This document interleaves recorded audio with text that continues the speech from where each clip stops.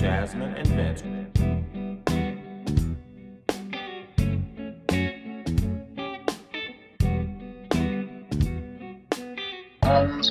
The Jasmyne Show.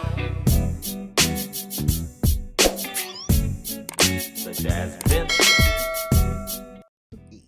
Hey, oh, I got the poll up. What is going on, everybody? Welcome back to another episode of The Jasmyne Show. I'm Jazz. And I'm Vince. And here today, we're here to talk about Married at First Sight once again.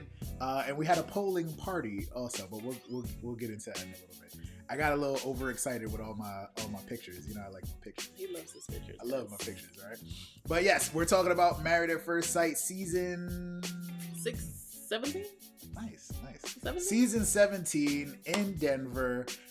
Crazy couples, you know? And yeah, Jazz already said, like, this might be the last season I'm doing because I need a break. I can't take it. We need couples that are actually couples without quotation marks. Couples without quotation marks. Non-quotation mark couples is what we need. I think that's the best way to go about it.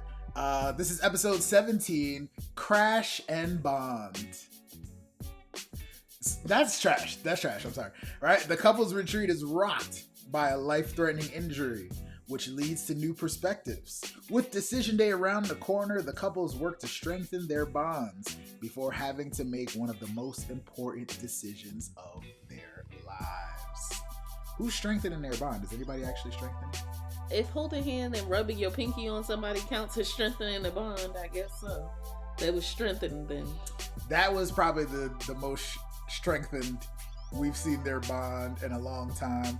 But let's get into it. The couples are still on the retreat. We got to see them do all types of little group activities. Chloe and Michael finally got to see everybody. Well, technically, they got to try to see everybody at the same time. Kind of. They saw everybody, but maybe at different times. I actually have, since we're talking about y'all trash. They still haven't seen Cameron. Oh. Yeah. They still haven't seen Cameron. Y'all still trash for putting the crash in the titled episode.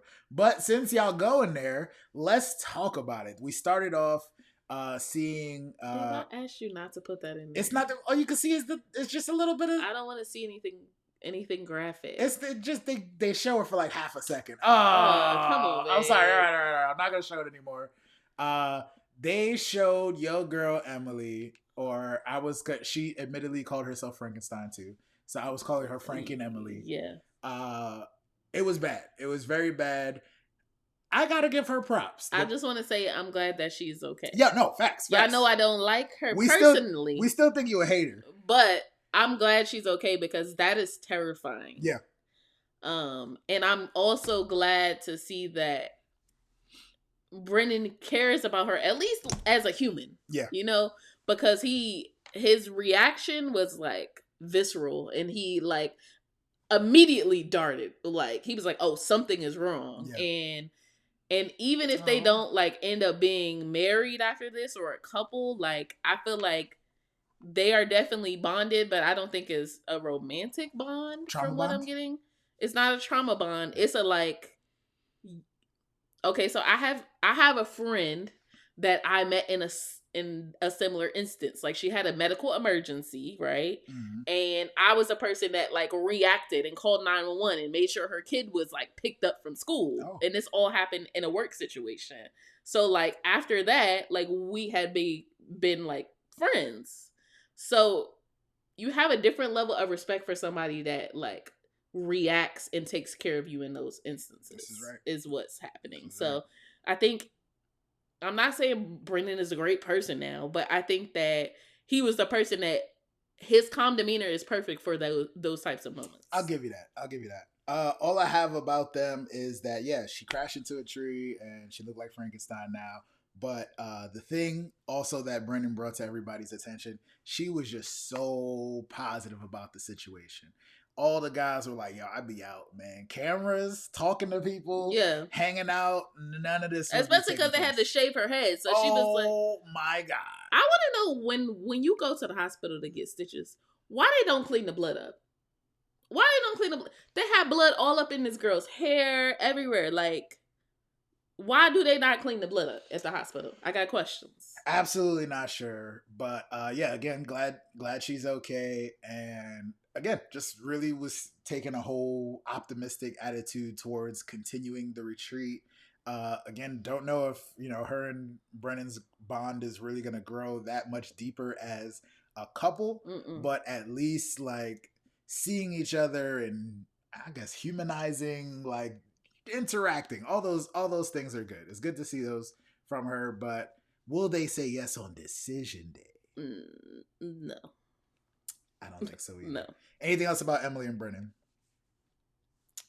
No, I hope she heals and she's fine. She seemed like she was doing okay.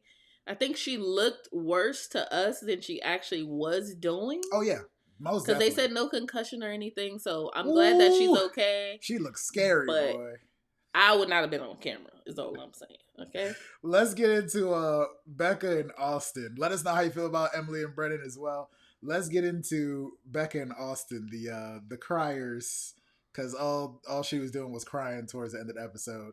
She wasn't feeling too well, but my highlight of this episode was Austin's reaction to like Emily coming back to the retreat and then them walking away. Oh, I better go get some rest. Holy bleep. Like the second she walked away, he was like, yo. And again, I haven't heard anybody mention of the fact that he was the one that said it. I hope you crash. Crazy. That's all I'm saying. But yeah, this crybaby here, Miss Becca with the pink hair, she had a stomach bug. So something was up with her. She couldn't, she wasn't feeling well, and they couldn't get intimate, of course. I feel like they are so focused on intimacy that they're doomed. Another obstacle in the way of providing. Ain't no man trying to back up, get up on that thing when you got a stomach bug. Like, let's be clear. That thing. No, I'm scared. No. That's scary stuff. I'm scared, right? That's Thank you. That's scary stuff. Austin dropped the ball on the first night, yes. moving to the other bedroom. Then she got sick. Which we still don't know whose house that was. Can we assume it was, I don't know. It was a Denver Bronco. That's all we know, right? Yeah. Either way. His favorite player. All the odds were not in their favor to get intimate. And also, I do understand. I feel like I feel like we keep talking about it. I'm apologizing. We keep talking about it. They keep going around in a circle about it. The more you talk about something, I can't say that. We on YouTube. Ooh, easy. I can't say easy. Dang, Jazz. It's hard to get turned on when you keep talking about it and applying pressure. I would agree. Saying. I would agree with that. Yeah, I don't know who really, really wants it. Obviously she does. And maybe he's just hitting us with the, oh, too bad. That's so unfortunate. I really wanted to. Clearly, I think, did I write this down? I don't think I did. I think Becca has some other issues that she needs to delve into, too. She definitely does. You should not be begging for some dick. I'm sorry. That's basically what she's doing. She definitely does. Like, she can't experience love unless it's sex. Yeah.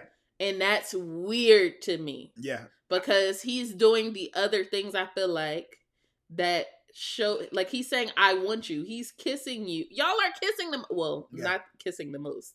Obviously, y'all the only couple. So at this point, that makes sense. But I feel like Austin is showing that he's in it and he actually is getting to know her. But like, she is like so focused on, they keep saying intimacy, but I want to insert the word sex because I don't feel like it's intimacy. It seems more like sex. It seems like they do have some intimacy there, and it just cuts off at some point. My thing is, I am starting to believe more and more, especially after watching the last after party and just hearing how he talks. I really think Austin, as much as this conversation that they're crying over on the screen is, I titled it "Religion Cry" because they're crying. They were crying over religion. So I think that Austin is way more religious than he's putting out there. They've had those conversations, within confidence, and he kind of gives off I love that we got the definition for Colorado casual. He gives off like a chill, like Colorado casual. Oh yeah, I'll be fine. Oh yeah, believe what you want to believe. It's not that serious. But I think that boy is a serious. You know what I'm saying? I think he got the Bible in his nightstand. Like I think he might have rosary beads. Like I just gotta say the marriage bed is undefiled. Though. No, absolutely.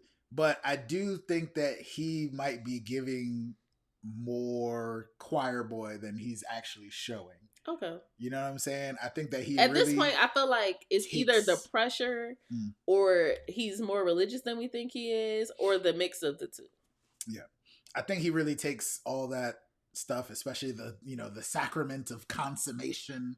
I think he takes all that very, very seriously. You annoying. And yes, I am. I think he takes it all super serious, and he's just acting way more chill, or just putting on a facade of being way more cool. And oh yeah, that's my wife. We'll do whatever, And he secretly might not want to do it, because I think it was something Keisha said to him yesterday, where he was like, I'm taking it slow. This is the way. And this far into the relationship, or the experiment, I should say, like, I feel like you should be past that, is all I'm saying. But he said that that's been a problem for him in past relationships as well. So maybe he's not sexually confident. And also, whatchamacallit, Becca is very sex positive, and all her friends said it.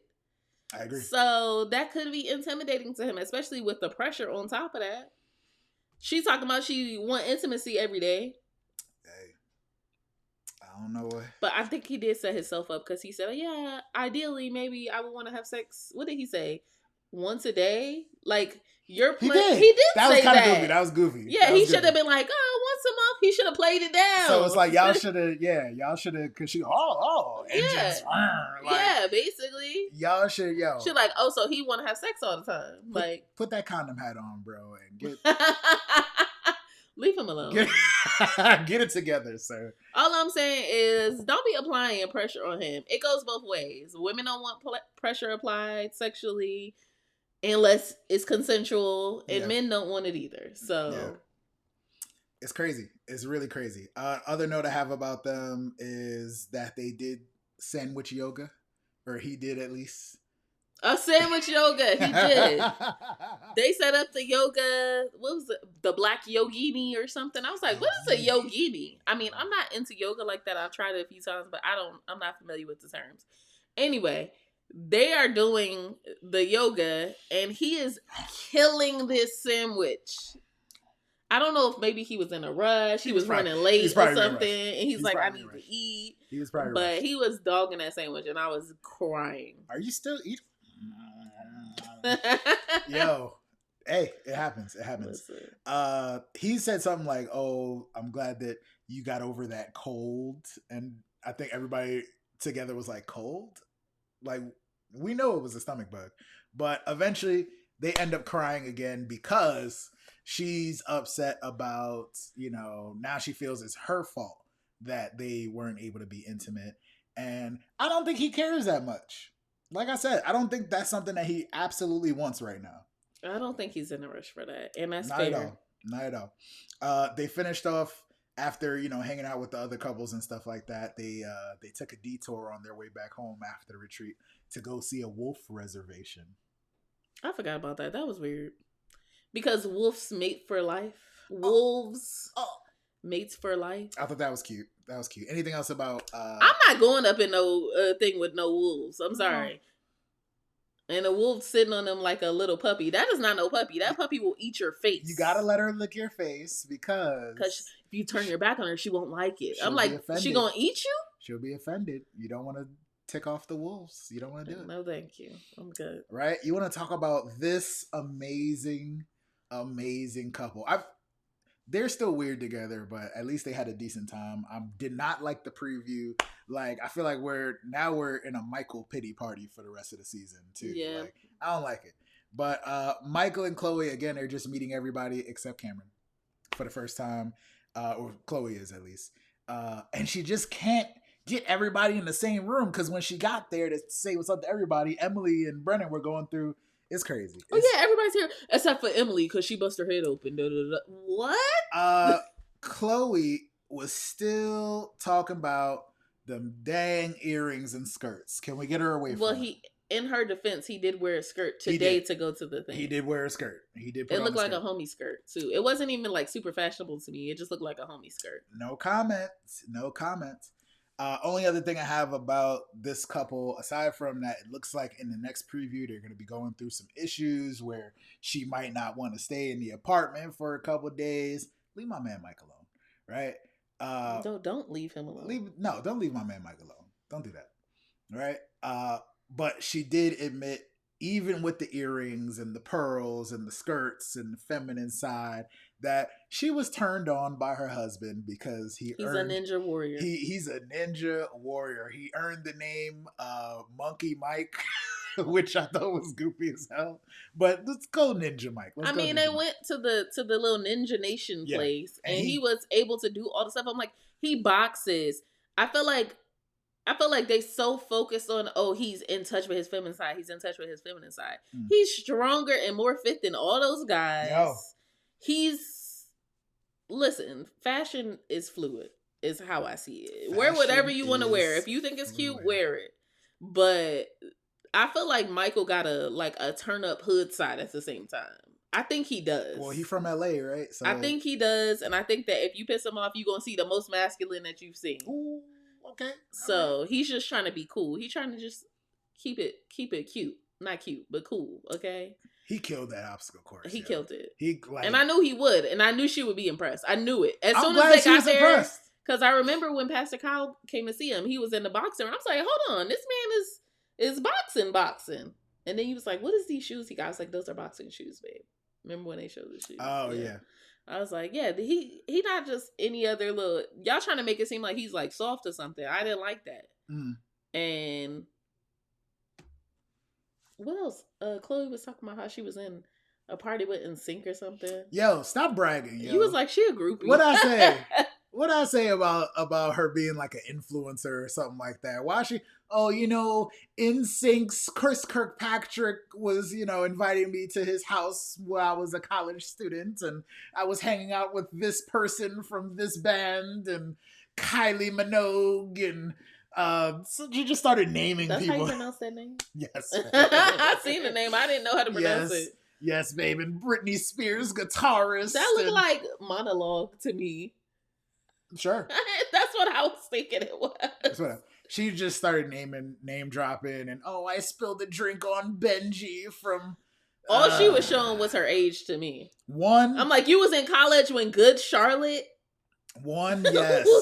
was mainstream still. One, yes. Two, big braggy energy. Stop. Why are you telling us this? And I'm glad Michael took it like, my wife has some other life that, what I'm saying? Where she was a groupie. Is what was taking place. She was a groupie. Chloe, cut it out. All right? We don't need to know about your dirty parties and being backstage with singers and stuff like that. All right, cut it out. That's all I got to say. Why are you so mad? I don't know. It just seemed very nasty. I didn't like it. It was very nasty in the moment. I'm like, yo, what are you talking about? You wasn't taking Jaeger bombs with your friends? I was. I know you were. So why is it different? Because it's a woman. Because I wasn't doing it with TLC in the you back of taking body shots in the back of their tour van or nothing like that. You know what I'm saying? That's groupie behavior. That's all I'm saying. You ain't too proud of bag. Okay. Okay. Anywho, I don't have anything else about Michael and Chloe. I really want to see them. I want to ask, why is Orion on my screen still? I'm sorry that this gentleman is on your screen, but like Lauren, I think we might as well just ignore him. We might as well just continue to ignore him because he is BSing. The only note that I have, I took a couple notes. No, it's a note from last week. It was performative. I put still in front of it. Still performative. Mm-hmm.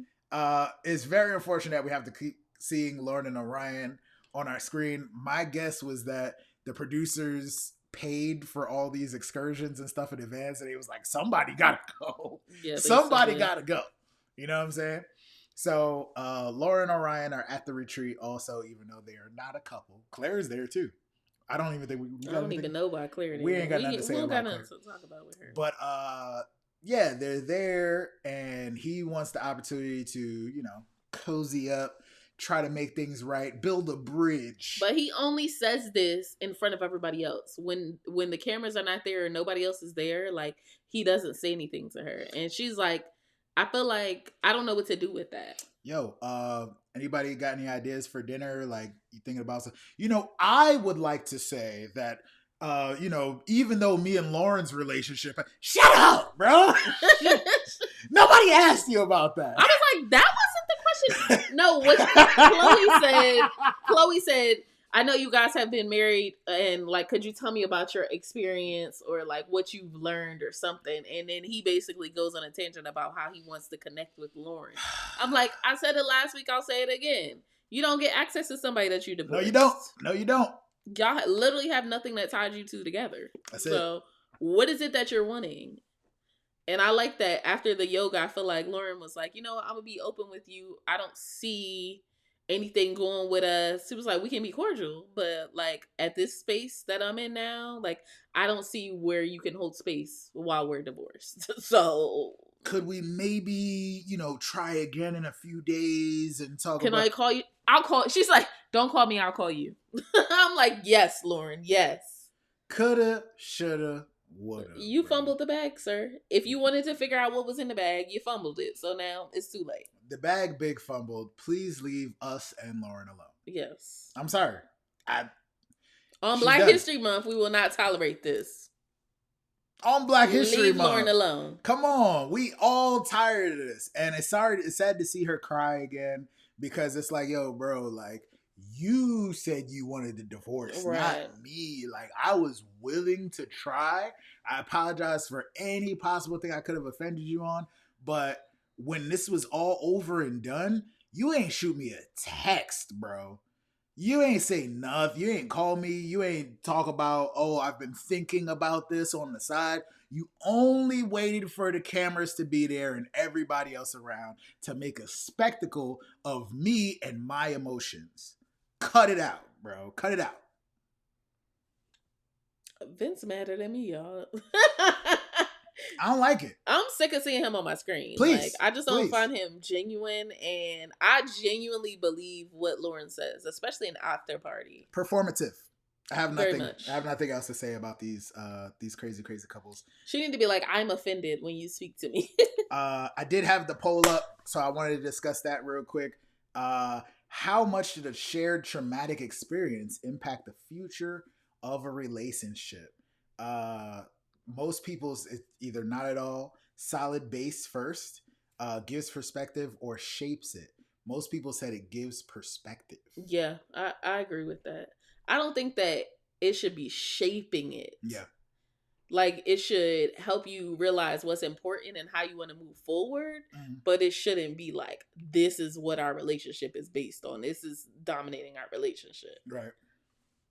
Yeah, I would just have to agree with that. I thought that was an interesting poll to go by, but I got it. I got the poll this week, so I wanted to make sure. I feel like we've been through some traumatic things together. We absolutely have, and it definitely has given some perspective, I would say. Don't know how much it has shaped. I don't know if I would agree not at all. I definitely think that helps, it's something about, experiencing someone go through something or going through something together that helps you to understand how your person deals with things and how that person can show up for you. I think is even more important. Exactly. Rub my thumb real quick so I feel like we're bonded. I think that's the shared trauma that they were experiencing. Yeah. That they were referring to, at least. Anything about these? How many episodes are we getting? Because let's wrap this up. Let's wrap it up. We're not getting nothing new. Let's wrap it up. Yeah. I don't know. Also, please tell me new shows that y'all want us to review, because Married at First Sight is not giving what it's supposed to give for me. I don't know if we're gonna get any more of these wonderful experiences, because it's literally just Decision Day is around the corner. I don't know how many days we have left, but it was 13 at the start of the thing. Okay. They literally giving us an episode with 1 day. With 1 day. Next week it'll be 12 days before decision day. It's rough, yeah. I don't know what they try to do. Again, I still enjoy the theme of the show. I do want to see it executed better, and I feel like they're trying. Still, petition getting started to make Keisha an expert, cause she be getting them together, yo. She be getting them together. But yeah, would you like to give Chloe and Michael a rating this week? A 5. 5 out of 10. And Becca and Austin? A 3. A 3 out of 10. Yes. I'm sick of them. You can't progress if you argue about the same things, but you're not resolving anything. Yeah. And I feel like even if he was to have sex with her, she gonna have a new thing. Oh, well, you didn't rub my toe when you did this, and I feel like you don't love me. I feel like she has some self-love things happening, and it's not just him. I hear you. I totally hear you on that. Yeah, it's a little bit weird with them. I'm the more generous one. I would give Michael and Chloe a 6, maybe, and Becca and Austin probably deserve I would give them a 4.5 because they're trying. They're having open conversation. Don't let Emily squint you. Don't Emily squint me. Don't do that. Right? They're trying. They're trying to work on things, and I do want to see things get better for them. But we'll hope to see what happens with them. I hope that we get to see somebody say yes on decision day. It's gonna be Cameron. Cameron is gonna say yes, but only if she says yes. Only if Claire says yes. That's crazy. We'll see. That preview was crazy. Brennan immediately thought that was crazy. We saying no, bro. I'm just waiting. My wife almost died. I'm still ditching. I'm out of here.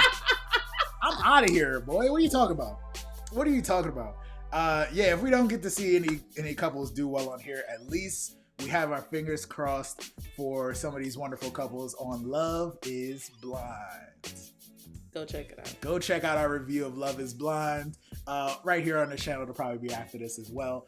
But yeah, if you watched this far, we appreciate you for hanging out with us and checking in on Married at First Sight. Please make sure that you like, comment, and subscribe. Do that, y'all. Do that. Until then, let us know how you feel about these couples. It's almost over, y'all. It's almost over. But we will see you on another episode of The JasVynce Show. Peace. Jasmyne and Vince.